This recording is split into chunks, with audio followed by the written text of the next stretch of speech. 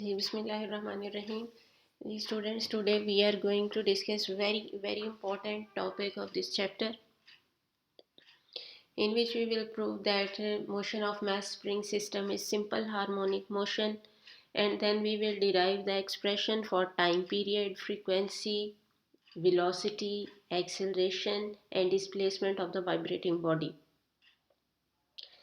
ये क्वेश्चन किस तरह से आता है ये मैं एंड पे आपको बताऊंगी एग्जामिनेशन में किस तरह से आता है, और ये स्टूडेंट्स इसको हमेशा रॉन्गली अटैम्प्ट इस तरह से करते हैं कि अगर आप टेक्स्ट बुक पे देखें तो ये क्वेश्चन स्टार्ट हो रहा है डेरिवेशन ऑफ फ्रीक्वेंसी और टाइम पीरियड से।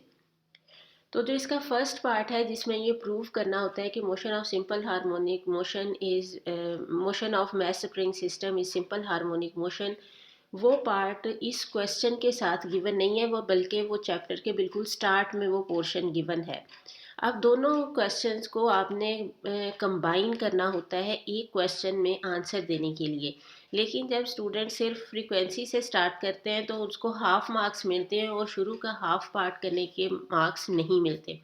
इसलिए आपने इस क्वेश्चन को शुरू से एंड तक as it is note down कर लेना है नोट्स के तौर पे। जब ये क्वेश्चन आएगा, और ये बहुत इंपॉर्टेंट क्वेश्चन है, आपने ऐसे ही इसको अटैम्प्ट करना है जैसे इसमें आपको बताया है। इसके लिए हम क्या करेंगे, first of all we consider a horizontal mass spring system in which a mass m is attached with one end of the spring and other end is connected to rigid support, and it is placed on a frictionless horizontal surface as shown in this figure. अब ये देखें कि अगर ये इस वक्त जो figure A है इसमें मैस एम है ओ पोजीशन पे यानी मीन पोजीशन पे। अगर आप इसको स्ट्रेच करें और इसको एक्सट्रीम पोजीशन पे बी में एक्सट्रीम पोजीशन पे ले जाएं, जैसे फिगर बी में शो किया है, यहाँ पे ले जाके जब छोड़ेंगे तो ये वापस आएगा टूवर्ड्स मीन पोजीशन। कौन सी फोर्स इसे लेके आएगी, रीस्टोरिंग फोर्स इसे वापस लेके आएगी मीन पोजीशन की तरफ, और फिर ये ड्यू टू इनर्शिया जाएगा दूसरी एक्सट्रीम पोजीशन पे। ये देखें ए डैश पे यानी दूसरी एक्सट्रीम पोजीशन पे जाएगा, फिर दोबारा से मीन पोजीशन पे आएगा। इस तरह से ये वाइब्रेट करेगा अबाउट मीन पोजीशन ओ। इसमें ए और ए डैश दोनों है एक्सट्रीम पोजीशंस और ओ है mean position. Let at any instant t during its to and fro motion x is the displacement from mean position, then at that instant restoring force acting on the mass is F is equal to minus kx। हम Hooke's law से find करते हैं restoring force को, and it is always equal to the applied force but opposite in direction, that's why we have taken here negative sign. If A is the acceleration produced, then according to Newton's second law of motion F is equal to M A. अब देखिए body की velocity कभी zero हो रही है कभी maximum हो रही है, तो इट्स मीन के यहाँ पे एक्सेलरेशन प्रोड्यूस हो रहा है वेलोसिटी चेंज होने से। न्यूटन सेकेंड लॉ से F is equal to M A होता है। अब यहाँ पे एक्सेलरेशन कौन सी फोर्स प्रोड्यूस कर रही है, रीस्टोरिंग फोर्स। तो हम इक्वेशन 1 और 2 को कंपेयर कर देंगे, क्योंकि लेफ्ट हैंड साइड इक्वल है तो हम राइट हैंड साइड्स को इक्वेट कर सकते हैं। So ma will be equal to minus kx. So acceleration will be equal to minus k over mx. अब इक्वेशन 3 में देखें, k स्प्रिंग कांस्टेंट है, m mass of the body ये भी कांस्टेंट है, तो k over m को हम कह सकते हैं it is constant, and then acceleration will be directly proportional to minus x। और ये किस चीज़ की इक्वेशन है, सिंपल हार्मोनिक मोशन को शो करती है। This equation shows that acceleration is directly proportional to displacement and its direction is towards mean position. Hence, it is proved that motion of mass spring system is simple harmonic motion. अब ये हमारा यहाँ पे prove हो गया है, यानी question का फर्स्ट पार्ट यहाँ पे कंप्लीट हो गया, जिसमें आपने प्रूव कर दिया है कि motion of mass spring system is simple harmonic motion. अब यहाँ से देखें, अगर हम एक्सप्रेशन लें इंस्टेंटेनियस एक्सेलरेशन का, जो हमने प्रीवियस डिराइव किया था using circular motion previous lecture में, वो एक्सप्रेशन क्या था, A is equal to minus omega square x.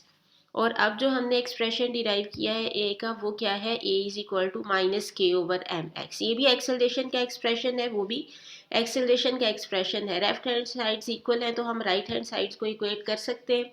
Compare कर दें क्वेश्चन 3 एंड 4 को तो क्या आएगा हमारे पास minus omega square x will be equal to minus k over m x, minus sign cancel हो जाएगा दोनों तरफ से, एक्स भी कैंसिल आउट हो जाएगा तो ओमेगा स्क्वायर हमारे पास आएगा के ओवर एम के, सॉरी ये माइनस कैंसिल आउट हो जाएगा प्लस के ओवर एम आएगा।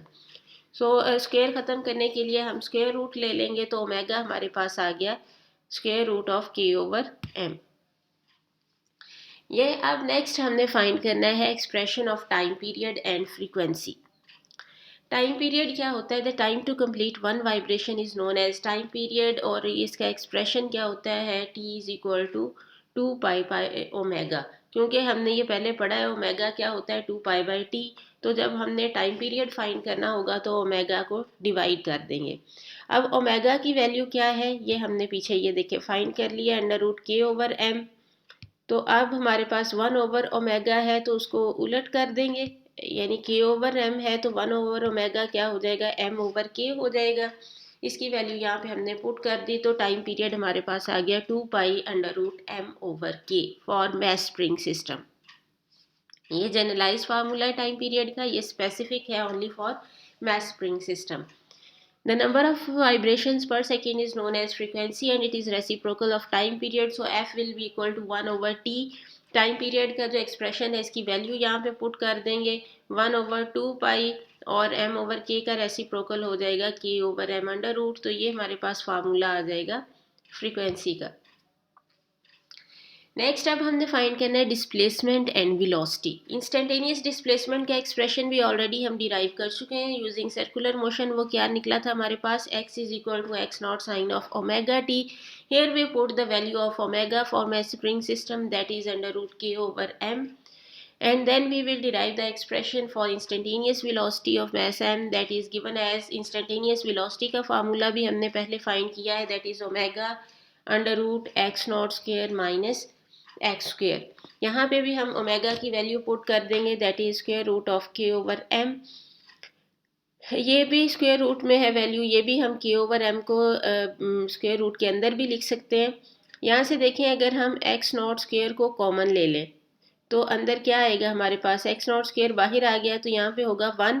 यहाँ पे दूसरी टर्म में x0² नहीं है तो इसको x0² पे डिवाइड कर देंगे, तो यहाँ से x0² जो है अगर हम इसे स्क्वायर रूट से बाहर लें तो स्क्वायर ख़त्म हो जाएगा, तो x0 √k/m √1 minus x²/x0²। It is the formula of instantaneous velocity for mass spring system.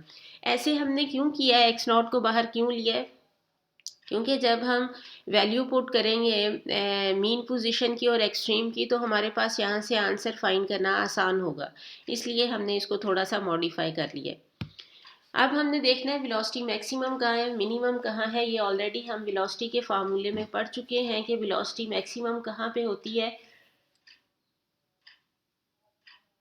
Mean position पे, और मिनिमम होती है एक्सट्रीम पोजीशन पे। The velocity of mass m is maximum when x equal to 0, यानी mean position पे जब displacement 0 होता है, और इसको डिनोट करते हैं हम v0 से।